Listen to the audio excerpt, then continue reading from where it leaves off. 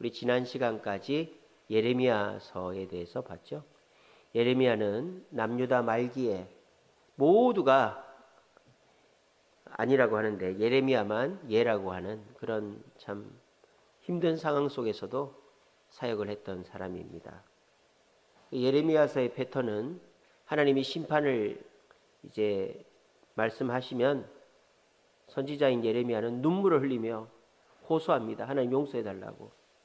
그러면은 백성들도 따라서 기도하고 눈물 흘려야 되는데 백성들은 예레미야만 죽으면 언발에 오줌 넣기, 타조가 머릿속에 박으면 사자가 안 보이니까 없다고 생각하는 것처럼 예레미야만 죽으면 우리는 심판받지 않는다는 참 말도 안 되는 생각으로 예레미야를 죽이려고 하는 이런 구조가 계속 반복되고 있어요. 그래서 하나님은 이 시대 사람들, 남유다 말기 시대 사람들이 너무 타락했으니까 8가지 죄악을 예레미야를 통해 알게 하시고 그것을 12가지 상징을 통해 전달하십니다. 그래도 백성들은 잘 듣지 않는 거예요. 심지어는요, 선지자의 신상을 이용하죠. 16장에 가면 예레미야에게 3가지를 하지 말래요. 결혼하지 말고, 통곡하지 말고, 잔치집 가지 마라. 그리고 32장에 가면 예레미야가 돈이 어디 있습니까? 돈을 빌려가지고 아나돗에 밭을 삽니다. 왜? 포로 귀환할 거를 이제 보여주기 위해서. 그래서 예레미야서의 핵심 뭡니까? 올바른 자가 살아남는다. 다수에 따르고 또 힘있고 능력 있고 인기 있는 자가 살아남는 게 아니라 올바른 자가 한 사람이라도 있으면 살아남는다 하는 것이고요. 예레미야에 가서 지난 시간에 봤죠. 예레미야에 가서 핵심이 뭡니까? 예레미야 예언이 다 현실로 이루어졌죠. 그래서 황폐화된 예루살렘의 모습 표현되고 있습니다. 근데 심판이라는 것이 뭐라고 그랬죠? 심판은 파괴하고 죽이고 우리에게 나쁜 것이 아니라 심판의 원래 목적은 바로 잡는 거라 그랬죠. 악인 또 불의한 의도를 갖고 있는 사람은 심판이 자기에겐 적입니다. 하지만 옳은 의도로 사는 사람은 심판 때문에 살게 되고 회복되게 되는 것입니다. 그러므로 우리가 이 시대의 심판을 바라볼 때 괴롭죠, 힘들죠. 하지만 그 심판은 나를 좋게 하는 것이다.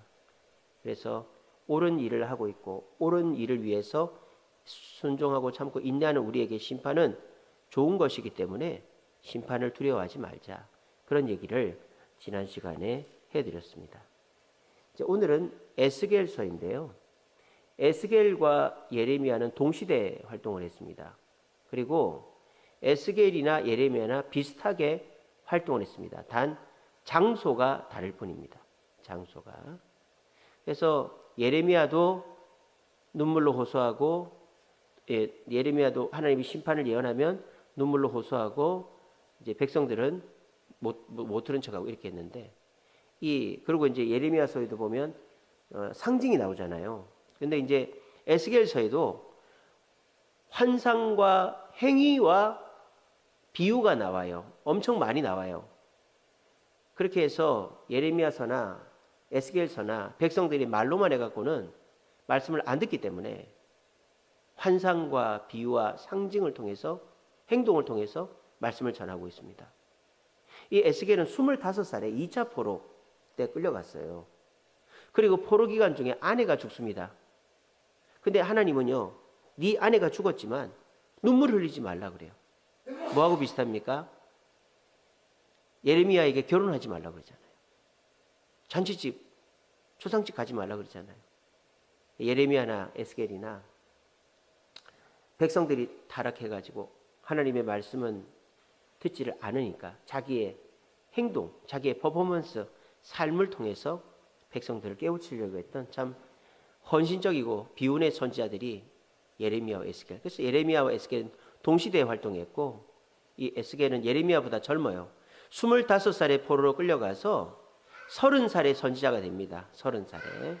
그래서 이 에스겔은 참 아내가 죽었는데도 울지도 못하고 그러면서 그발 강가에서 백성들을 모아놓고 이제 포로로 끌려간 상태니까 그발 강가에서 포로에서 백성들을 모아놓고 백성들에게 하나님 말씀을 전하는데 어떨 때는 비유로 전하고 어떨 때는 막 행동을 하는 거예요. 행동을 막 이렇게 자고 이렇게 자고. 그러니까 백성들이 물어보죠. 막 바닥에 그림을 그리고 이러니까 이 에스겔 선지자님 뭐 하는 거예요?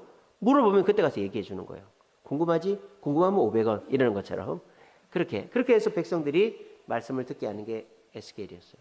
근데 예레미야와 에스겔의 차이가 뭐냐면 예레미야는 하나님께 호소합니다. 하나님 우리를 용서해 달라고, 우리를 회복시켜 달라고. 근데 에스겔서에는요, 에스겔이 하나님 앞에 말을 하는 게 제가 몰랐는지는 몰라도 제 눈에는 안 보여요. 에스겔이 하나님께 뭐 하나님 잘못했습니다, 용서해 주세요, 도와주세요 이런 말이 없어요. 그냥 에스겔은 듣기만 합니다. 하나님의 말씀을 그 순종만 합니다. 에스겔은 하나님이 나중에 성경 보면 말을 못하게 해버려요. 말을 너 지금부터 며칠 동안 말 못한다, 나중에 말하게 해줄게. 정말 에스겔은 로봇처럼 하나님이 시킨 대로 합니다. 그리고 이제 백성들에게는 말을 하겠죠. 하나님께는 아무 말을 안 해요. 에스겔이. 왜 그럴까요? 순종을 가르치는 것이죠. 그래서 이 에스겔은 제사장의 아들이에요. 그리고 25살에 포로 끌려가서 30살에 선지자가 되고 아내가 죽었는데도 아무 울지도 못하고 그 백성들에게 너희들이 왜 포로로 끌려왔는지를 예언하고 그리고 백성들을 위로하고 그러는 사역을 감당했는데 하나님이 부르실 때에도 저는 못합니다 이런 말 안 합니다. 그냥 예 이런 것도 없어요. 에스겔에서 보시면 그냥 합니다. 순종의 아이콘이 에스겔이다. 근데 이렇게 순종하니까 30살 젊은 선지자에게 그 포로로 끌려온 왕족 귀족들이 꿈쩍을 못합니다. 나중에 보면 나옵니다. 그래서 이 에스겔서는 이 에스겔이 어떻게 선지자가 되고 백성들이 꼼짝을 못하는가 하는 걸 우리가 볼 수 있어요. 에스겔의 이름이 뜻이 뭔지 압니까? 하나님의 능력이라는 뜻이에요. 하나님의 능력. 하나님의 능력은 어디에서 오는가? 내 말이나 내 행위에서 오는 게 아니라 하나님께 절대적인 순종을 하는 것으로 온다라는 것을 알 수 있습니다. 그리고 이 에스겔서를 보면요, 이스라엘의 멸망의 원인을 하나로 집약하고 있어요. 뭐냐? 우상숭배입니다. 우상숭배. 그래서 에스겔이 환상으로 그 포로로 끌려온 사람들이 예루살렘에서 우상숭배한 거를 말을 해줘요. 실황 중계하듯이. 앞에 있는 사람이 얼굴이 완전히 똥이 되는 거예요.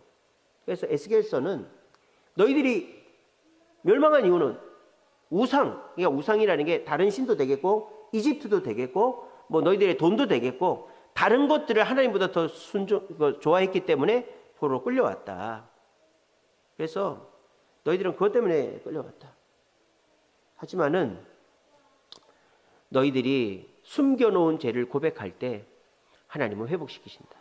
에스겔서에 보면요, 백성들이 우상숭배를 대놓고 하는 게 아니에요. 겉으로는 아닌 척하면서 제사장, 선지자, 왕족, 귀족들이 숨어서 하는 거예요. 그거 하나님이 다 보고 있었다 이 말이에요. 그거 다 드러난다는 거예요. 우리도 마찬가지입니다. 우리도 교회 나오고 직분 받고 충성하는 것 같지만 하나님이 아닌 것을 더 사랑하고 의지하고 있다면 나중에 다 드러납니다. 그것 때문에 심판받습니다. 우리가 오늘 이제 에스겔서 1장부터 48장까지거든요. 다 할 건데요. 다 읽진 않고 에스겔서 강의를 제가 쭉 하고 8장 정도 읽을 겁니다. 여러분들 오늘 정말 잘 오신 거예요. 우리가 에스겔서를 이해하기가 쉽지가 않아요. 제가 나중에 말씀드리겠지만 에스겔서 40장서부터 48장까지는 새 성전과 새 예루살렘, 새 이스라엘에 대해서 나와요. 근데 그 부분은요, 너무 어려워요. 그리고 잘못 이해하면 이단 될 수 있어요. 우리 이단이 아니고 유대인들이. 왜냐하면 유대인 성전이 아닙니다. 기업 분배도 보면은 원래 유대인들이 여호수아 때 기업 분배 받은 그게 아니에요. 그래서 유대인들은요, 이 에스겔서 40장부터 48장은 못 보게 합니다. 30살 될 때까지 못 보게 합니다. 왜? 우리도 그렇지 않습니까? 요한계시록 잘못 보면은 이단 되잖아요. 똑같은 거예요. 그래서 에스겔서 40장부터 48장까지는 굉장히 어려운 책이에요. 하지만은 그거를 우리가 오늘 간단히 볼 겁니다. 그리고 에스겔서를 우리가 설교로 들으면 어떤 환상 하나를 가지고 설교하거든요, 목사님들이. 그러면 이게 전체적으로 맥락이 어떻게 되는지를 몰라요. 그래서 오늘 저는 이 에스겔서의 전체적인 맥락과 이 에스겔이 어떤 의도를 갖고 했고 에스겔이 어떻게 하나님의 뜻을 받들었고 하나님은 에스겔을 어떻게 쓰셨는가에 대해서 말씀을 드리면서 이 예레미야의 시대, 에스겔의 시대에 사는 저와 여러분들이 어떻게 살아야 될 것인가? 우리가 에스겔처럼 말 없이 순종하는 자가 되어야 된다. 그리고 하나님은 마른 뼈 환상이 에스겔서에 나오잖아요. 하나님 반드시 회복시키신다. 마른 뼈라도. 왜 마른 뼈 환상입니까? 예레미야와 에스겔의 차이가, 가장 극적인 차이가 뭐죠? 청중의 차이죠. 에스겔서는 포로로 끌려와서 포로 생활 중에 있는 백성들에게 한 말이고, 예레미야서는 포로로 끌려오지 않은, 아직 심판받지 않은 사람들의 이야기예요. 그러니까 이 예레미야서의 백성들하고 에스겔서에 나오는 백성들은 천지차이인 거예요. 하나님의 뜻이, 심판이 이루어지기 전 백성과 이루어진 후의 백성의 모습을 우리에게 명확하게 보여주는 거예요. 그러니까 이런 내용들은 이런 성경 통독 세미나가 아니면 못 들어요. 그리고 성경 통독 세미나라도 이렇게 강의를 깊이 있게 해주지 않으면 못 듣습니다. 이런 주제의식을 갖고. 그래서 여러분들이 오늘 살펴봐야 될 것은, 우리는 지금 현재 예레미야의 시대에 살고 있다. 왜? 심판받기 전이니까. 근데 만약에 이 나라가 정치적으로, 경제적으로, 또 군사적으로 혼란스러워져서 우리가 전쟁이 나고, 북한과 전쟁이 나고, 뭐 포로로 끌려가고, 나라가 경제가 파탄나고, 그러면 그게 에스겔의 시대단 말이에요. 그러니까 우리는 아직까지 예레미야의 시대에 살고 있는 거예요. 심판받기 전의 백성으로. 근데 우리가 그 시대에 하나님 앞에서 순종하고 그래도 주님 앞에 충성하면 에스겔의 시대를 경험하지 않는 거죠. 에스겔의 말을 듣는 백성들은 이미 포로 생활을 하고 있고 고난을 당하고 있단 말이에요. 그러니까 우리가 지금 현재 있어서 하나님의 말씀 가운데서 순종하고 예레미야의 심정을 갖고 있는 사람이 한 교회에 한 명씩만 있어도 이 나라는 망하지 않는다.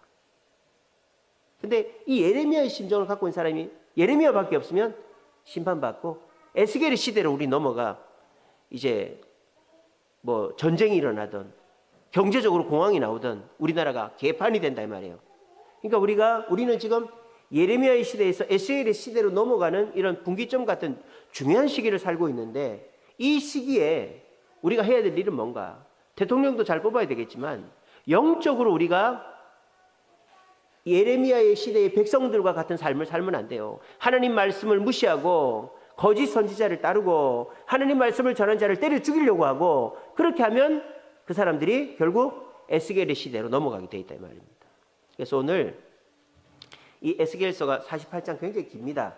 이거를 뭐 우리가 아주 세세하게 보기 힘들고 그렇게 할 필요도 없고, 그래서 제가 이 에스겔서가 어떤 성경인지, 또 에스겔서에 나오는 행위와 비유와 상징들에 대해서 제가 정리를 다 했어요.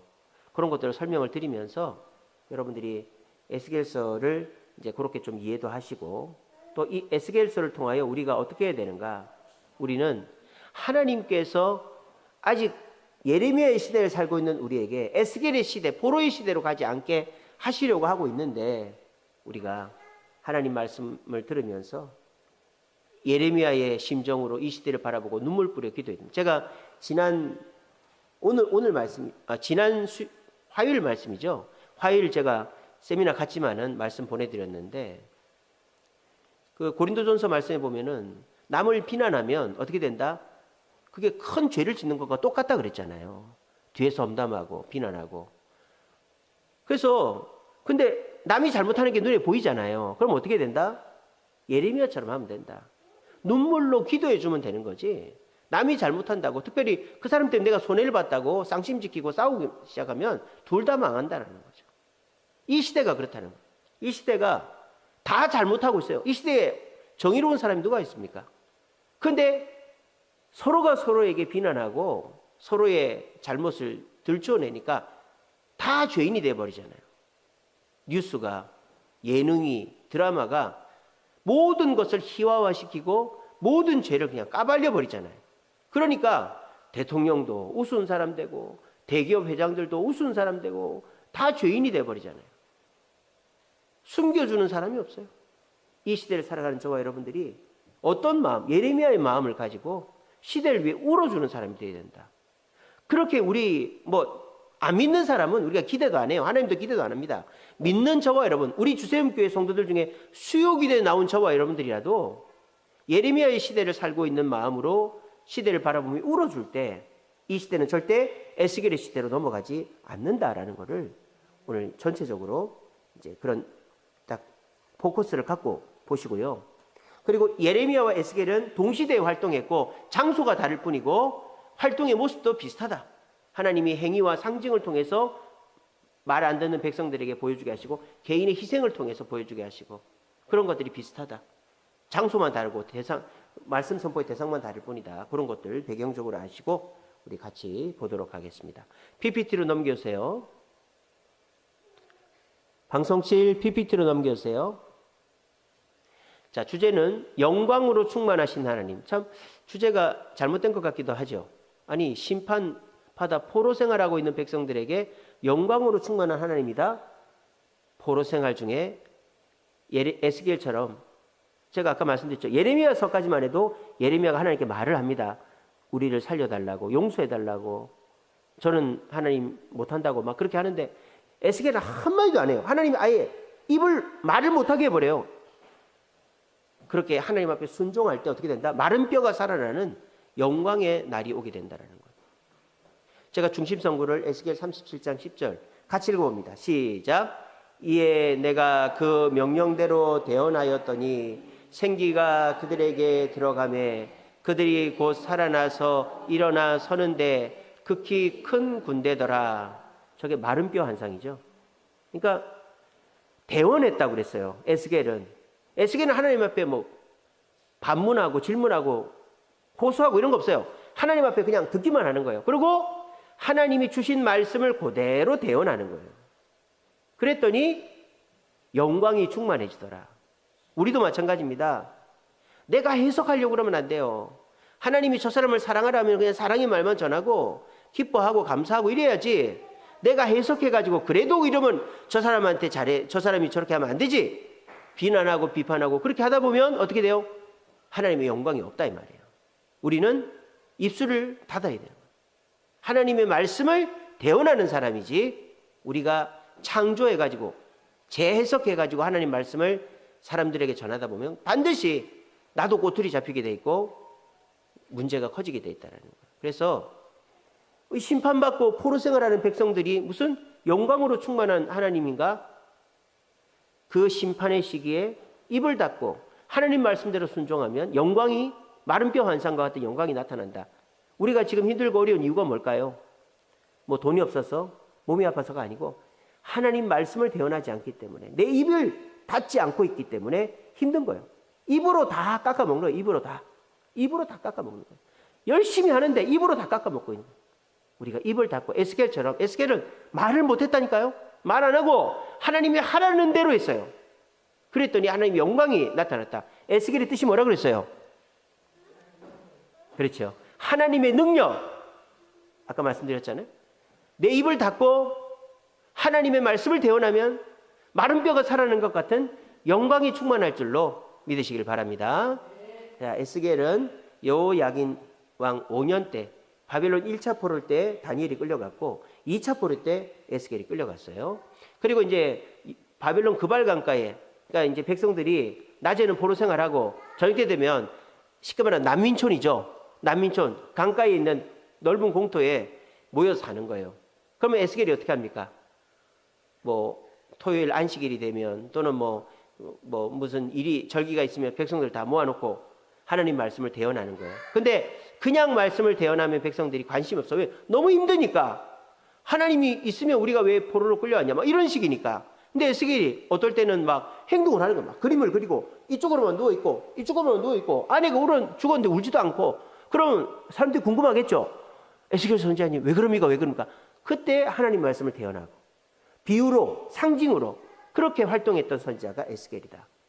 그래서 에스겔은 예레미야와 동시대였고 같은 방식으로 사역했다라는 걸 알 수 있습니다. 그래서 에스겔서에 보면요. 에스겔이 환상을 봐요. 근데 유다 장로들이 예루살렘 성전 안에서 그 막 우상의 그림을 그려놓고 우상에게 기도하고 있는 그거를 그대로 실황 중계를 해주는데 그 장로들이 포로로 끌려와서 지금 자기 앞에 앉아 있는 거예요. 완전 계망신을 주는 거예요. 완전 계망신을. 하나님 말씀을 그대로 대언하는 거죠. 자, 그거를 그대로. 그래서 이 에스겔서에서 핵심이 뭡니까? 우상숭배 때문에 끌려왔다라는 거예요. 우상숭배는 뭐다? 단순히 다른 신을 섬긴 것뿐만 아니라 내가 하나님 외에 의지한 것을 우상숭배를 하는 거예요. 그래서 우리들도 에스겔서 핵심 뭐다? 하나님 외에 숨겨놓은 우상이 있으면 하나님이 다 부끄럽게 까발린다 이 말이에요. 나중에 되면 하나님이 내가 숨기면요, 하나님이 기회를 주고 늦추다가 아예 버린 사람이면은 안 까발려요. 근데 하나님의 백성이고 하나님이 그래도 사랑하고 쓸 사람이면 다 까발립니다. 하나님이 숨겨주다가 그럼 망신을 당하겠죠. 에스겔서 말씀이 그겁니다. 이 예루살렘에서 그렇게 숨겨서 우상 숭배하던 그 많은 사람들이 모르는 줄 알았어요. 근데 하나님 다 알고 계셨어요. 포로로 끌려와가지고 에스겔 앞에서 완전히 다 까발려지는 거예요. 그 자식들 다 뒤에서 듣고 있는데 너희 아버지가 사실은 담무스 신한테 절했다. 그러니까 난리가 나는 거예요. 아버지, 담무스 신한테 절했어요? 미안하다. 옛날에 내가 그랬다. 아버지 때문에 왜 포로로 끌려왔네? 집안이 난리가 나는 거예요. 그런 일이 그발 강가에서 일어나고 있는 거예요. 이게 얼마나 우사스러운 일입니까? 우리가 우상숭배의 죄를 하나님보다 더 사랑하는 것을 숨겨놓으면 하나님 백성이 아니고 버린 사람이면 상관이 없는데 하나님이 계속 쓸 사람이면 반드시 드러나게 돼 있다는 것을 에스겔서에서 알 수 있습니다. 그리고 하나님은 전 세계 하나님입니다. 그래서 에스겔서는 24장까지는 이스라엘의 죄, 우상숭배 죄를 얘기하고 25장서부터는 이제 주변 나라들의 심판에 대해서 얘기하고 새 예루살렘에 대해서 얘기하거든요. 전 세계 하나님, 미래의 소망을 얘기합니다. 특징은 많은 환상과 비유와 행위를 통해서 생생하고 사실적으로 예언하고 있다. 왜? 그냥 얘기하면 안 들으니까 그렇게 하고 있다는 거예요. 그래서 여러분들이 에스겔서를 설교로 단편적으로 어떤 환상은 들어보셨겠지만 이 에스겔서와 예레미야서를 연결시켜 본다든지 에스겔서의 이 핵심적인 가치들, 주제의식을 들어볼 기회들이 별로 없을 거예요. 그래서 오늘 잘 들어보시고 그렇구나. 에스겔 시대가 우리의 시대가 재앙을 만나 파멸하고 나면 다가오는 시대가 에스겔 시대구나. 예레미야의 시대는 우리의 시대예요 지금. 근데 그때에 회개하지 않고 하나님 백성이 사라져버리면 에스겔의 시대, 포로로 끌려가서 비참하게 사는 시대가 오는 거예요. 그럼 그때 되면 어떻게 돼요? 다 까발려지는 거예요. 우리가 왜 포로 끌려왔나? 다들 나는 아니요 그런데 에스겔이 당신이 그 담무스 신한테 절했고 당신이 무슨 죄를 지었고 당신이 무슨 죄를 지어서 우리가 여기 끌려온 겁니다. 그 자식들이 뒤에서 다 듣고 있는 거예요. 아버지 때문에 우리가 끌려왔네. 그런 부끄러운 일이 에스겔서에 나옵니다. 그러니까 우리가 에스겔의 시대를 만나지 않기 위해서라도 우리는 지금 우리가 하나님 앞에 정직한 자로 순종하며 인내해야 된다라는 것을 이 에스겔서를 보면 주제의식을 가져야 됩니다. 자, 에스겔서 구조는요. 1장부터 3장까지 에스겔 부릅니다. 보통 우리가 이제 모세를 부르고 이사야를 부르고 예레미야를 부를 때는 서로가 대화를 하지 않습니까? 모세를 불렀을 때 모세는 저는 못합니다. 말을 못합니다. 그러잖아요. 이사야는 저는 입술이 부정하다 그러잖아요. 그러다가 제가 여기 있으면 저를 보내셔서 그렇게 반응을 보이는데 여러분 에스겔서 읽어보시면요. 에스겔이 반응이 없어요. 하나님 시키는 대로 하는 거예요.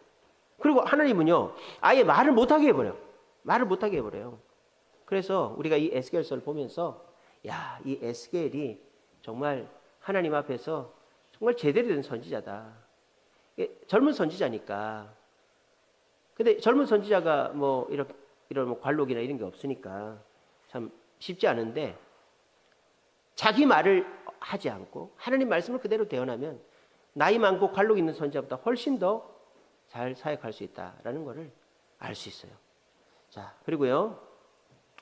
에스겔서 이제 4장부터 24장까지 아까 말씀드렸죠. 이스라엘의 심판에 대해서 예언합니다. 이 예언이 이루어져서 3차 포로가 끌려오는 거예요. 자, 역사를 잘 보십시오. 느부갓네살 왕이 침범해가지고 1차 포로가 끌려왔어요. 그때 다니엘이 끌려왔어요. 그리고 이 바벨론이 다시 침공해서 그 왕을 죽이고 여호야긴 왕을 세웠어요. 그 2차 포로를 끌고 가요. 바벨론에서. 그때 에스겔이 끌려가가지고 포로 생활을 하고 있는 거예요. 그 그발강가에 있는데 그때 에스겔이 예언을 하는 거예요. 너희들 회개 안 하면 하나님 또 심판받는다. 이거는 회개해도 심판받아요. 그래서 그 심판이 그대로 이어지는 게 시드기야 왕 때 예루살렘이 무너지고 3차 포로로 다 끌려오는 거예요. 아시겠죠? 그래서 이스라엘의 이 심판이라는 것은 곧 있을 심판, 3차 포로를 예언하는 것이다 라는 겁니다. 그래서 저는요, 오늘 이거 하다 보니까 오늘 못 읽겠네요. 에스겔서 저는 하루에 한 번에 끝내려고 그랬는데 이왕 제대로 하는 김에 오늘은 제가 강의만 하고 다음 시간에 강의한 내용을 8장만 제가 추렸거든요. 48장 중에 읽으면서 제가 또 해석을 해드리겠습니다. 오늘은 강의만 하겠습니다. 그래서 이제 다음 시간에 강독을 하고 오늘은 해석만 하겠습니다. 여유 있게 제가 너무 마음이 급해가지고 자 그래서 이 이스라엘의 심판에 대한 이 예언 이게 무슨 의미냐? 곧 임박한 예언이란 말이에요. 에스겔이 예언하는 이 예언은 그리고 이 예언은 누구한테 하는 예언이냐? 끌려올 이스라엘 백성한테 하는 게 아니라 이미 끌려와 있는 포로 생활하고 있는 백성들한테 하는 예언이에요. 그러니까 이 예언에는 그 어떤 자비나 회복의 기회가 없어요. 그냥 이루어질 수밖에 없는 거예요. 근데 이걸 왜 하느냐? 위로하는 거죠. 지금 포로로 끌려와 있는 백성들을 위로하는 거예요. 너희들 고생스럽지. 저 이스라엘 땅에 지금 남아있는 저 사람들도 저기 살 사람이 아니라 계속 우상숭배하고 숨겨놓은 죄가 있고 이러면 다 끌려올 거야. 그러니까 너희들은 뭘 해야 되냐? 회개해야 된다. 저들의 죄를 위해 기도해야 된다. 억울해하고 원망하고 그러지 말고 우리가 숨겨둔 죄, 우상숭배의 죄가 있어서 끌려온 거지 아무 죄 없이 끌려온 게 아니다. 사람이 그렇지 않습니까? 그 단계가 있다고 그러잖아요. 아주 병에 걸리거나 안 좋은 일 당하면 부정하고 분노하고 체념하고 나중에 수용하고 그렇게 한다고 그러지 않습니까? 그러니까 너희들이 지금 이 포로 생활을 어떻게 해라? 수용해라. 이거를 당하고 예레미야가 예언한 것처럼 70년 후에 돌아갈 거니까 그때의 회복, 마른 뼈가 회복되는 것을 기대해라. 이렇게 얘기하고 있는 거예요. 무슨 말인지 알겠죠? 그러니까 이제 이 에스겔은 지금 현재 예루살렘 땅에 예레미야가 활동하고 있는 그 남유다 사람들이 있지만은 에스겔은 바벨론으로 끌려온 백성들에게 선지자예요. 예언하고 있어요. 근데 이 백성들은 이미 포로로 끌려와서 고난 당하고 있어요. 그러니까 회복이라는 건 없어요. 기회가 없어요. 근데 이 백성들에게 하는 말이 뭡니까? 저 예루살렘에 있는 사람들도 곧 끌려올 거니까 걱정하지 마. 너희들 억울해하지 마. 나만 이런다고 생각하지 마. 그리고 너희들의 죄가 뭔지 깨달아야 돼. 예루살렘에 있는 사람들도 말이야 우상숭배죄로 끌려오는 거야. 너희들도 끌려오기 전 예루살렘에서 담무스 신한테 절하고 또 네가 하나님보다 더 의지하고 숨겨놓은 죄가 있었잖아. 그것 때문에 끌려왔단 말이야. 그거를 계속 숨기고 아닌 척하고 있으면 회복 못한다라는 거예요. 근데 너희들이 이 바빌론 땅에서 70년 살면서 하나님 앞에 용서를 구하고 회복하면 하나님이 회복시켜 주시고 다시 돌아가게 해주신다. 그런 예언을 하는 거예요. 그래서 이 에스겔서와 예레미야서의 이 구조적인 거를 잘 비교해서 보시면 더 이해가 쉬울 겁니다. 그래서 25장서부터 32장까지는 이제 열국 예루살렘 외의 나라들 암몬, 모압, 에돔, 블레셋, 두로, 시돈, 애굽. 애굽은 특별히 한 3장에 걸쳐서 심판에 대한 예언을 하고 있어요. 왜 그럴까요? 현재 예루살렘의 정세, 국제 정세가 뭐예요? 우리의 우방은 바벨론이 아니라 애굽이다. 우리 애굽과 동맹을 맺어서 바벨론 포로로 끌려가지 말자. 지금 예루살렘 시드기야 왕은 그렇게 하고 있거든요. 그러니까 애굽은 의지할 게 안 돼. 그래서 애굽 절대 의지하지 말라고 지금 이 에스겔이 페르시아 포로 생활하고 있는 사람들한테 예언하고 있는 거예요. 근데 저 열방의 심판에 대해서 예언을 하는데요. 각 그 성경마다 심판의 내용이 달라요. 예를 들자면은 이사야서에서는 그 나라의 죄 때문에 심판받고 그런다든지. 근데 이제 예레미야서에서 열국 심판은 구체적으로 나옵니다. 아주 구체적입니다, 표현이. 근데 에스겔서에서 열국 심판은요, 이스라엘과 연결되어 있어요. 너희들이 이스라엘을 비웃었기 때문에, 이스라엘이 심판받을 때, 포로로 끌려갈 때 조롱했기 때문에 너희들도 심판받을 거야 라고 열방의 심판이 예언되어 있어요. 그래서 그 예언대로 남유다가 586년에 포로로 끌려가면서 다 망하고 주변 나라도 차차차차 망해가지고 이 예언은 다 이루어지게 됩니다. 그리고 33장부터 39장까지는 이제 회복에 대한 얘기입니다. 그래서 너희들이 하나님을 의지하고 이 포로 생활 가운데 모든 죄, 예루살렘에 있을 때 숨겨놓았던 그런 우상의 죄를 다 고백하고 하나님 앞에 회복하면 하나님이 너희들을 회복시켜 주실 거다. 마른 뼈 환상이 나오지 않습니까? 여기서 그걸 예언하고 있습니다. 그리고 아까 말씀드린 것처럼 40장부터 48장까지는 새 성전과 새 이스라엘에 대한 얘기가 나와요. 근데 이 새 성전에는요, 없는 게 있어요. 원래 성전에 제일 중요한 게 지성소의 법궤가 제일 중요하거든요. 이 새 성전에는 성경 보시면 지성소의 법궤가 없어요. 그리고 원래 성전에는 지성소와 성소를 구별하는 휘장이 있거든요. 휘장도 없어요. 또 성소에 떡상, 그 분향단 이런 게 없어요. 그런 거 없고, 그 다음에 문도 동쪽 문은 닫혀 있어요. 이게 무슨 의미냐? 그래서 이제 이 40장부터 48장은 굉장히 이해하기가 어렵습니다. 왜냐하면 현재 있는 성전이나 현재 이스라엘 땅 영토 분배하고 다르거든요. 이거 가지고 이단이 나오기도 하고 하는 거예요. 그래서 유대인들은 어떻게 한다? 에스겔 40장부터 48장까지를 못 읽게 한다. 30살 될 때까지. 우리가 요한계시록 함부로 설교 못 듣게 하듯이. 왜? 유대인에게 있어서 이거는 요한계시록이에요. 우리 유대인들은 요한계시록 안 봅니다. 신약을 부정하니까 유대인들은. 근데 유대인에게 있어서 요한계시록이 이 에스겔 40장부터 48장이에요. 왜? 나중에 이루어질 성전과 이스라엘이거든요. 근데 이걸 갖고 이단들이나 거짓 선지자가 엉뚱하게 해석을 해버리면 2단, 3단 되는 거예요. 그래서 이 유대인들도 우리가 요한계시록 해석을 함부로 못 듣게 하듯이 유대인 가정이나 랍비들도 이 에스겔 40장부터 48장까지를 못 듣게 합니다. 30살 되면은 제대로 된 선생님 밑에서 배워라. 이렇게 합니다. 그래서 그 내용은 제가 간단하게 이제 설명을 드리도록 하겠습니다. 그렇게 해서 에스겔서는 총 48장으로 되어 있는데 1장부터 3장은 에스겔의 소명, 에스겔을 부르시는데 에스겔은 뭐 좋다 싫다 말 한마디가 없어요. 무조건 순종. 4장부터 24장은 이스라엘의 심판, 무슨 죄 때문에 뭐 여러 가지 죄가 있지만 심플하게 딱 하나로 우상 숭배, 하나님보다 의지한 것 때문에 심판받아. 너희가 그거를 입 딱 다물고 숨긴다고 안 드러내는 게 아니다. 에스겔을 통해 다 드러내는 거예요. 그러니까 너희들이 지금 이 포로 생활 중에 억울해하고 원망하지 말고 다 토해내고 회복하면 돌아간다. 이게 24장까지. 25, 32장은 그러면 열국은 어떻게 되냐? 망한다. 왜? 이스라엘을 조롱하고 비난했기 때문에. 그리고 39장은 이스라엘이 하나님 앞에 회복되는. 그래서 너희들이 죄를 다 고백하고 말하지 말고 순종하면 마른 뼈의 환상과 같은 하나님의 놀라운 회복이 있다. 40장, 48장은 이제 새 성전, 새로운 이스라엘 영토의 그런 것들을 보여드려요. 제가 좀 이따 보여드릴게요. 자, 아까 말씀드렸죠. 이 에스겔서는 예레미야서 비슷한데요. 예레미야서는 12가지 상징이 나오죠. 뭐 썩은 뱃띠, 뭐 포도주, 뭐 항아리, 뭐 두루마리 이런 거 나오지 않습니까? 근데 이 에스겔서는 더 버라이어티합니다. 환상. 그러니까 이 에스겔은 나이가 어리단 말이에요. 30살이에요. 그러니까 뭔가 경험이나 연륜이 없어요.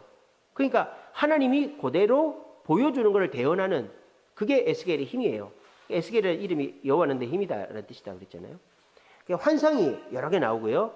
또 에스겔이 행동을 해요. 하나님 시킨 대로 말 안 해요. 에스겔은 무조건 행동합니다. 막 그림을 그리고 뭐 왼쪽으로 눕고 오른쪽으로 눕고 소통에다가 떡을 구워 먹고 머리카락을 수염을 깎아가지고 바람에 날리고 그럼 사람들이 물어보겠죠. 왜 그러냐고 물어보면 하나님 이렇게 하라고 그랬었던 거다. 이렇게 하는 거예요. 또 비유, 여러 가지 비유들이 나와요. 그 비유를 통해서 그냥 얘기한 백성들이 재미없게 들으니까 비유를 통해서 뭡니까?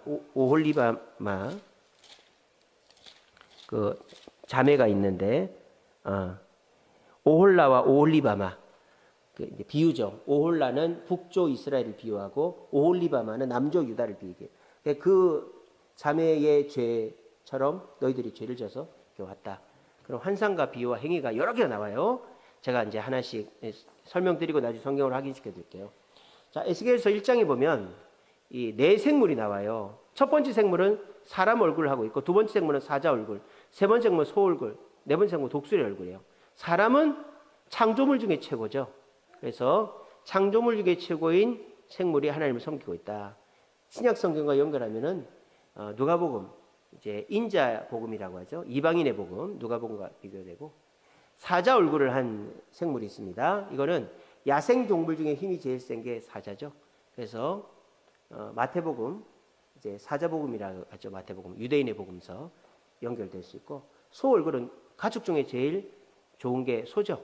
그래서 종복음서라고 하는 마가복음과 연결되고, 독수리 얼굴을 한 생물이 있어요. 이거는 민첩한 세중의 으뜸이죠. 그래서 요한복음과 연결이 됩니다. 그래서 이렇게 네 생물 환상을 통해서 하나님은 가장 최고의 피조물들, 최고의 창조물들의 성김을 받고 있음을 표현하고 있는 거예요. 이제 행동이, 제가 이제 저기 보면은 환상은 파란색으로, 비유는 보라색으로, 행동은 검은색으로 해놨습니다. 자, 첫 번째 행동은 4장 1절에 3절을 보면 막 그림을 그려요. 토판에다가. 그래서 사람들이 물어봅니다. 에스겔 선지자님, 그게 뭡니까? 그랬더니 바벨론이 이 성을 포위해서 멸망시킬 것이다. 예언하는 거죠. 그게 시드기야 왕 때 이루어지는 거예요. 그리고 4장 4절 5절을 보면 왼쪽으로 390일을 누워서 자고 오른쪽으로 40일 누워 자는 거예요. 그러니까 백성들이 궁금하죠. 선지자님 왜 그럽니까? 했더니 390일은 북쪽 이스라엘의 죄의 기간이고 40일은 남쪽 유다의 죄의 기간이다. 그래서 자기 행위로 그 이스라엘의 죄를 표현했고요. 쇠통에다가 떡을 구워 먹는 거예요. 그러니까 나중에 시드기야 왕 때 예루살렘 포위되었을 때 이제 땔감이 없어서 음식물이 부족할 것을 그렇게 행위로 보여주는 거예요. 그러니까 너희들 너무 억울해하지 말고 그 사람들도 심판받아 끌려올 거니까 억울해하지 마라 그러는 거예요. 또 예레미야가 갑자기 머리털을 깎고 수염을 깎아가지고 바람에 날리는 거예요. 왜 그러십니까? 했더니 너희들이 바람에 날아가듯이 나중에 예루살렘 돌아갈 거야. 그 행위로, 퍼포먼스로 보여주는 거예요. 또 환상이 8장에 나옵니다. 이거 아까 말씀드린 거예요. 예레미야가 눈을 딱 감고 과거에 있었던 걸 그대로 생중계를 하는 거예요. 빠빠빰빠빠 빰빰빠빠. 예, 지금 어떤 그 장로 들어가고 있습니다. 그 장로 북문을 열고 있네요. 그 북문을 뜯어보니까 우상이 가득한데 거기다 절을 하고 있습니다. 빠빠빠빠빠. 어떤 장로 뜰문으로 70장로가 뜰문으로 들어가는데 그 뜰문에 들어가서 하나님께 제사하는 게 아니라 우상 숭배를 하고 있습니다. 빠빠빠빠빠. 이번에는 전에 북문에 있는데 어떤 여인들이 담무스신에게 절을 하고 있습니다. 그렇게 생중계하고 있는 거예요. 근데 저기 나오는 여인들, 장로들, 제상들이 지금 앞에 앉아 있는 거예요. 그들이 앞에 앉아 있고 그 뒤에 그 자식들이 앉아 있는 거예요. 손자들이 앉아 있는 거예요. 그걸 다 듣고 있는 거예요. 집에 가서 난리가 나는 거예요. 아니 아버지가 그랬단 말이에요. 할아버지가 그랬단 말이에요. 우리가 그것 때문에 끌려온 거예요. 개망신 당하는 거예요. 그러니까 회개하지 않으면 어떻게 이것도 하나님이 회복의 기회를 주는 거죠. 그리고 전 안뜰에 25명이 들어가서 태양신한테 경배하고 이걸 모를 줄 알았죠. 11장에 가면은 전 동문에서 25명이 악한 꾀를 모의하고 있는 뭐 그런 것들, 악한 꾀가 뭔지는 안 나옵니다만은 그런 환상을 예레미야가 보고 그대로 전달하는 거예요. 마치 사무엘이 엘리 제사장에게 당신 집안 망할 거라고 그대로 얘기해 준 것처럼 완전히 개망신 당하는 거예요. 앉아있는 그 높은 사람들이 나는 아무 죄가 없는데 왕이 잘못해서 끌려왔어. 알고 보니까 다 죄인들인 거예요. 이런 부끄러운 일이 에스겔서에 그대로 나옵니다. 또 예레미야가 행동을 합니다. 갑자기 짐을 싸가지고 벽을 부시는 거예요. 벽을 부시고 이사를 가는 거예요. 사람들이 물어보죠. 아니 에스겔 선지자님 왜 그러십니까? 시드기야 왕 말기 때 예루살렘 성이 무너지고 포로로 끌려올 거니까 너희들 억울해하지 마. 이렇게 하는 거예요. 또 예레미야가 밥을 떨면서 먹는 거예요. 무슨 파킨슨 병도 아니고. 그러니까 백성들이 물어보니까 시드기야 왕 때 포위당했을 때 백성들의 공포심을 내가 표현하는 거니까 그렇게 알아. 그러는 거예요. 또 이제 비유가 두 개가 나옵니다. 쓸모없는 포도나무. 포도나무는 어떻습니까? 최고의 나무죠. 이 세상의 모든 열매 중에서 3분의 1이 포도예요. 그만큼 생산량이 많고 당도가 제일 높은 게 포도예요. 우리나라 포도는 캠벨 포도가 주로기 때문에 시죠. 근데 외국 포도는 어마어마하게 답니다. 엄청나게 일조량 좋은 데서 하기 때문에. 근데요, 그 포도나무 쓸모가 없다는 거예요. 성경에 나중에 보시면 이거는 뭐 목재도 안 되고 땔감도 안 되고, 이게 무슨 뜻입니까? 포도를 못 맺는 포도나무는 쓸모가 없다 이 말이에요. 예루살렘의 심판을 이제 비유로 쓸모없는 포도나무로 예언하는 거예요. 그 다음에 버려진 아이가 있어요. 버려진 아이를 데려다 키웠어요. 그러면 이 아이가 고맙다 그러고 바르게 살아야 될 거예요. 근데 이 아이가 나가서 음행을 하는 거예요. 그 이스라엘을 비유적으로 표현한 거죠. 이스라엘이 버려진 아이라는 거예요. 내가 너희들 버려진 이집트 종살이라는 걸 꺼내왔더니 다른 신에게 우상 숭배하고 너희들이 하나님보다 다른 걸 더 하고 있다고 비유적으로 버려진 아이 비유를 하는 거예요. 또 비유가 하나 더 나옵니다. 독수리 비유. 한 독수리 바벨론을 말하는 거예요. 이 백향목을 꺾어버려요. 그 백향목은 시드기야 왕이에요. 근데 다른 독수리가 나타나서 그 시드기야 왕을 구하려고 하지만 그 다른 독수리는 애굽입니다. 못 구합니다. 그걸 통해서 애굽을 의지하지 말라는 거예요. 그리고 허리가 끊어질 듯 막 슬퍼합니다. 왜? 유다가 멸망할 것을 이제 막 통곡으로 행위로 보여주는 거예요. 그리고 길에다 막 예레미야가 갑자기 막 그발 강가에다 길에다가 화살표를 막 세우는 거예요. 아니, 선지자님 왜 그러십니까? 바빌론 군대가 빨리 이스라엘까지 길 찾아가서 이스라엘 멸망시키라고 하는 거야. 하나님이 멸망시킬 것을 그대로 이제 예언하는 퍼포먼스 하는 거죠. 또 비유가 나옵니다. 풀무 비유. 풀무가 뭡니까? 금 이런 거, 구리 이런 거를 넣어서 찌꺼기를 제거하지 않습니까? 너희들이 포로로 끌려온 것은 풀무에서 그 찌꺼기 제거하는 거 비유적으로 똑같다라는 거예요. 두 음료, 오올리바마, 두 음료의 비유를 통하여 북조와 남조의 죄를 비유하고 있고요. 끓는 가마, 그래서 너희 끓는 가마에 들어가야 된다. 그렇게 얘기하고요. 아까 말씀드렸죠. 24장 가마. 이 에스겔의 아내가 죽어요. 죽었는데 하나님 울지 못하게 합니다. 그래서 백성들이 와서 물어보죠. 아니, 아내가 죽었는데 안 슬픕니까? 나는 슬프지만 하나님이 울지 말래서 못 웁니다. 예레미야도 그렇잖아요. 결혼하지 말고, 잔치집 가지 말고, 혼인집 가지 말고. 선지자들을, 하나님의 종들은 그런 거예요. 그 순종해야 복을 받는 거죠. 그리고 이제 비유가 부서진 배, 두로의 멸망, 두로가 해안가에 있는 무역으로 먹고 사는 데인데 배가 부서진, 두로의 멸망을 부서진 배로 비유하고 있고, 무책임한 목자, 목자를 통해서 이스라엘 지도자들, 왕들을 비판하고 있고, 그 다음에 환상, 아까 우리가 그 북문, 남문, 동문 그 환상 본 것처럼 이번엔 좋은 환상입니다. 에스겔이 환상을 봤는데 마른 뼈 아무 소망이 없지 않습니까? 뼈가 맞춰지고 살이 붙어가지고 큰 군대가 되더라. 너희들이 그렇게 돌아갈 것이다. 그렇게 예언하는 거예요. 그 다음에 두 막대기, 분열된 이스라엘이 하나가 될 것이다. 이런 환상과 비유와 행위들이 에스겔서에 많이 나와요. 왜 그렇게 하느냐? 백성들이 그냥 말하면 안 들으니까 이미 힘들어요. 하루 종일 포로 생활하고 돌아왔는데 말씀이 귀에 들어오겠습니까? 그러니까 막 에스겔이 온갖 방법을 다, 우리로 말하면 PPT 띄우고 막 목사님이 앞에서 쇼를 하고 막 보조 기구를 들고 하는 것과 똑같은 거예요. 그렇게 해서라도 백성들이 하나님 말씀에 관심을 갖게 하려고 에스겔이 그렇게 한 겁니다. 이게 에스겔 성전인데요. 저 성전 지성소와 성소를 잘 보세요. 지성소 안에 법궤가 없죠. 지성소와 성소가 휘장으로 막혀 있지 않고 뻥 뚫려 있죠.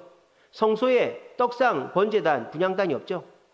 그리고 북문과 남문은 열려 있는데 동문이 막혀 있죠. 저게 무슨 뜻이냐? 저 성전은 제가 간단히 말씀드립니다. 이 땅의 성전이 아니라 하늘 성전을 말하는 거예요. 하늘 성전, 법궤가 필요할까요? 하나님의 임재가 필요 없어요. 하늘에는 하나님이 계시는 곳이기 때문에 법궤가 필요 없는 거예요. 지성소와 성소의 구분이 필요할까요? 하나님이 하늘 천지에 계시는데 지성소 안에 하나님이 계시니까 지성소 거룩하다. 휘장은 지성소와 성소를 구분하기 위해서 함부로 들어가면 죽으니까 그 필요가 없는 거예요. 자, 떡상, 분향단, 또 등불 필요 없죠. 그게 다 뭘 상징합니까? 떡상은 말씀, 그 다음에 분향단은 기도, 그 다음에 등불은 성령을 상징하거든요. 그런 게 필요가 없어. 왜? 말씀은 예수님 오시기 전까지만 필요한 거예요. 예수님 하늘 가면 필요가 없어요. 기도도 필요가 없죠. 그리고 성령도 하늘 가면 필요가 없어요. 그래서 없는 거예요. 동문이 닫혀 있는 이유가 뭡니까? 하나님이 동문으로 들어오셔서 그 은혜가 이제는 나가지 않는다. 성전에서 은혜가 가득한 곳이 된다는 거예요. 그래서 이 에스겔 성전은 유대인들에게 있어서는 굉장히 모호하고 이게 잘못 해석했다가는 이단되는 거예요. 유대인들은. 왜? 기존 성전과 다르니까. 제가 누누이 강조했죠. 유대인들에게 남은 건 뭐밖에 없어요? 성전밖에 없어요. 군사권, 경제권, 뭐 외교권 아무것도 없어요. 유대인들은. 근데 한 가지 자유가 종교의 자유밖에 못 받아. 근데 이 성전을 건드리는 자, 예수님이 성전을 헐어라 내가 짓겠다. 그 때문에 예수님 죽었거든요. 유대인들에게 성전밖에 없어요. 근데 이 성전이 기존 성전과 다른 에스겔서가 나오니까 유대인들이 이게 뭐지 이런 거예요. 그러니까 저거를 30살 될 때까지 못 읽게 하는 거예요. 우리 요한계시록처럼 그런 겁니다. 근데 뭐 우리는 저걸 자세히 볼 필요가 없어요. 우리하고는 상관이 없어요. 우리는 성전이 지금 없잖아요. 우리 마음 성전이고 교회가 성전이니까. 그래서 우리는 상관이 없지만 간단하게 말씀드리면 에스겔 성전은 하늘에 가서 만날 성전이다라는 거로 아시면 됩니다. 그 다음에 이제 예루살렘인데요. 이쪽에 있는 게 원래 예루살렘 영토 분배죠. 저렇게 이제 지파별로 다 분배했고, 저기 보시면 시몬 지파는 유다 지파 내의 난민으로 돼 있고, 레위 지파는 영토 분배를 받지 못했어요. 근데 이쪽 잘 보세요. 단, 아셀, 납달리, 므낫세, 에브라임, 르우벤, 유다, 그리고 레위인들을 위한 예물의 목, 제사장을 위한 예물의 목, 통치자, 거주, 성읍, 거주, 통치자들 그렇게 돼 있고, 밑에 베냐민, 시므온 지파는 원래 땅이 없는데 시므온, 이사갈, 스불론, 갓 이렇게 돼 있습니다. 레위 지파에게 영토 분배가 돼 있는 걸로 돼 있고, 또 중요한 건 뭐예요? 저 영토가 다 똑같아요. 다 똑같아. 므낫세 지파는 동쪽에 돼 있고 서쪽에 돼 있고, 유다 지파는 엄청 넓고, 그런데 저기 다 똑같아요. 자, 저거는 무슨 뜻일까요? 저 영토 분배는 무슨 뜻일까요? 공평하신 하나님. 그래서 하나님의 공평하심, 그리고 이제 나중에 세워질 새 예루살렘, 새 기업에 대해서 얘기하는 거예요. 우리 이방인들에게 적용하면 뭡니까?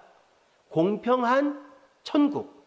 우리가 이 땅 살 때는 돈도 권력도 외모도 건강도 차별이 있지만 천국 가면 우리는 공평해진다라는 거예요. 그거를 이제 45장서부터 48장까지 새 예루살렘, 새 이스라엘에 대해서 설명합니다. 그러니까 저거는 우리랑은 상관이 없어요. 우리랑은. 근데 유대인들한테는 굉장히 중요하죠. 그래서 이제 그렇게 됩니다. 마지막으로 에스겔서에도 메시아 예언이 나옵니다. 이사야서에도 나오고 예레미야서에도 나왔죠. 예레미야서는 예레미야 자체가 예수님을 예표하죠. 눈물의 선지자. 맨날 울잖아요. 에스겔서에도 예수님을 예표하는 부분들이 나옵니다. 에스겔 17장 20절 있습니다. 시작. 주 여호와께서 이같이 말씀하시되 내가 백향목 꼭대기에서 높은 가지를 꺾어다가 심으리라. 내가 그 높은 새 가지 끝에서 연한 가지를 꺾어 놓고 우뚝 솟은 산에 심되. 저게 이제 두 독수리가 나와요. 첫 번째 독수리는 바벨론, 백향목 꼭대기는 시드기야. 시드기야를 부러뜨리는 게 첫 번째 독수리고, 두 번째 독수리는 이집트를 뜻한다 그랬죠. 근데 저게 이제 역사적으로는 그렇지만 영적으로 해석하면은 백향목을 시드기야가 아니라 다윗으로 보는 거죠. 그리고 우뚝 솟은 산에다가 그 연한 가지 메시아를 심을 것이다. 메시아의 오심과 그 메시아가 회복시킬 것을 예언하는 것이 에스겔 17장 22절입니다. 또 메시아가 모든 것을 회복시키실 것이다. 에스겔 21장 27절 있습니다. 시작. 제가 엎드러뜨리니와 이것도 다시 잊지 못하리라. 마땅히 얻을 자에게 이르면 그에게 주시리라. 그러니까 마땅히 얻을 자, 메시아가 와야 엎드러진 것이 다 회복된다. 이런 예언이 나오고요. 그 다음에 메시아가 참 목자다. 에스겔 34장 23절 24절. 여기 보면은 한 목자가 이제 다윗인데, 다윗의 후손은 나는데 그 목자가 이제 너희들의 왕이 될 것이다. 다윗의 후손으로 난 분이 참 목자 왕이 될 것이다. 이런 예언이 나옵니다. 에스겔서에도 이런 메시아 예언이 나온다라는 걸 알 수 있습니다. 그래서 제가 이제 오늘은 이렇게까지만 하고, 다음 시간에 에스겔 48장 중에서 8장만 뽑아가지고 오늘 강의한 내용을 확인시켜 드릴 거예요. 그러면서 오늘의 핵심은 예레미야나 에스겔이나 비슷하게 활동했다. 그 시대 대상들이 너무 타락해서 말씀 안 듣기 때문에. 하지만 청중이 달랐다. 예레미야의 청중들은 포로로 끌려오기 전에 아직 정신 못 차린 사람들이고, 에스겔의 청중들은 포로 끌려서 억울하게 지금 포로 생활을 하고 있는 사람들, 억울함에 가득 차 있는 자입니다. 그래서 예레미야는 너희들 회개해야 된다는 걸 강조했고, 에스겔은 억울해하지 마라. 너희들이 포로 끌려온 것은 너희들 우상 숭배에서 끌려온 거다. 다 고백하고 회개하고 그렇게 하면 마른 뼈의 환상처럼 돌아갈 것이다. 그렇게 비슷한 구조지만 청중이 달라서 다른 내용을 얘기하고 있는 게 에스겔서다. 그리고 우리가 이 에스겔서의 핵심은 뭐다? 우상 숭배의 죄, 하나님보다 더 사랑한 것은 숨겨놓을 수가 없다. 반드시 드러난다. 그러므로 우리가 숨겨놓은 죄가 있다면 하나님 앞에 고백하고 뭐 사람한테 얘기할 필요는 없어요. 그리고 다시는 그 죄를 짓지 않으면 하나님은 절대 예레미야 시대에서 에스겔 시대로 넘어가지 않게 해 주실 것이다 라는 것을 기억하시길 바랍니다. 기도하겠습니다.